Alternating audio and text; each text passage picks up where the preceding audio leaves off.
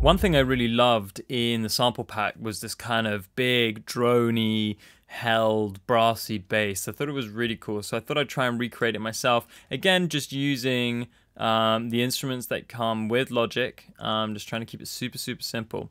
So let me just take all the effects off for a start. I found this mellow brass preset in Logic, and I just decided to edit it a little bit. Just basically a bit more release.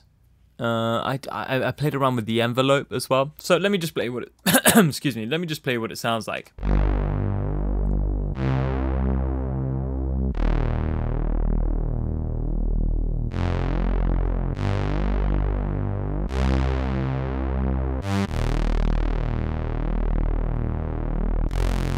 And I think you'll agree that already sounds super fat.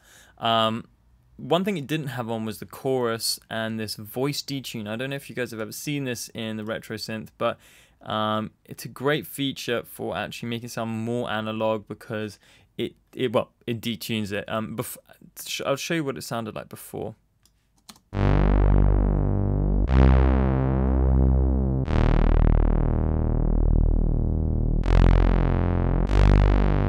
I think you'll agree with the chorus and the voice detune on, which is about there, it changes it completely.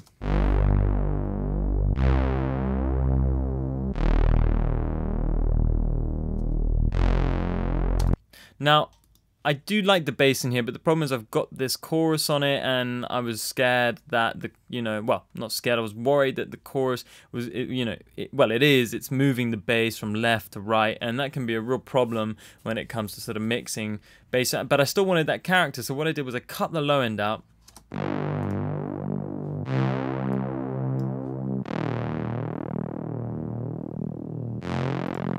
And decided to add my own sub. Now, with the sub, guys, I just use EXS24. And I do this quite a lot. I just think EXS24's sine wave sounds great. And the trick, in my opinion, is to add a bit of drive, to color it a little bit, to saturate it. And this drive is great, and it just works well. I did shape the amplitude envelope a little bit, which is envelope 2 here.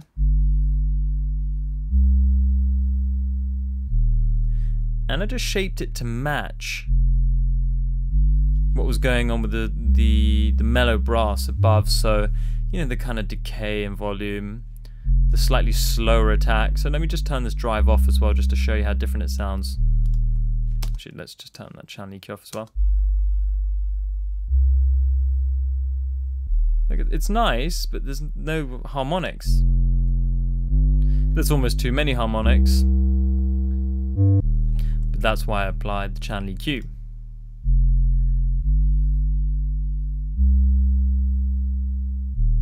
Perfect. Now to glue the two together, I used a UAD Fairchild. I'm obsessed with putting this on bass at the moment. Just think it sounds so good.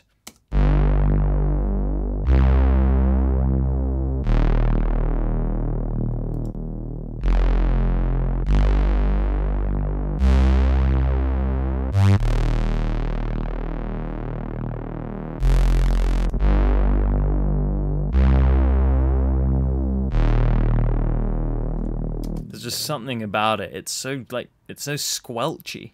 That sounds a bit strange, but that's genuinely what I feel. A little bit of EQ. It felt a bit muddy in this area. I think the frequencies are kind of collecting here. Let's make that just 3.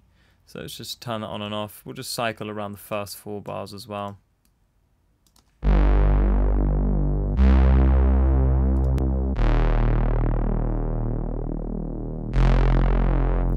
A bit more presence in the high frequencies.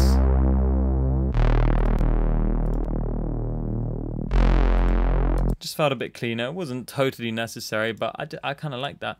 And then a bit of EQ. I used this silver verb, so just a standard reverb. I felt like I needed something to brighten up the high frequencies, and I felt like this was the kind of the right way to do it. So just to increase that size.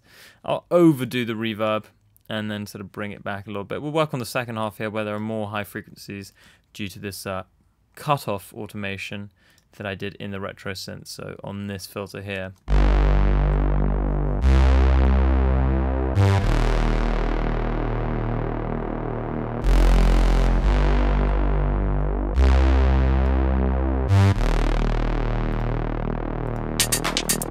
And it really just picks up this kind of vibe. Let me do that once more.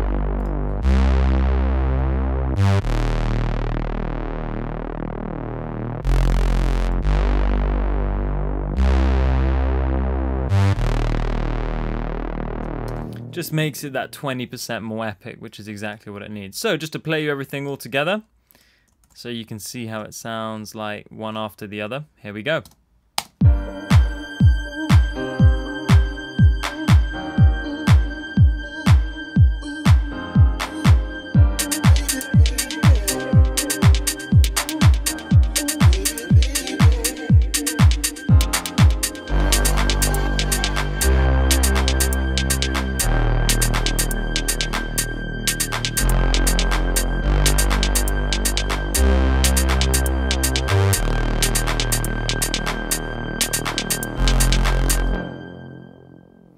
Well, there you have it, guys. I hope you enjoyed that, and I'll Remember, see you at Sample Tools by CR2, we also offer a mix and mastering service. Just head over to www.sampletoolsbycr2.com, click on the mastering tab, and you'll find our range of services there.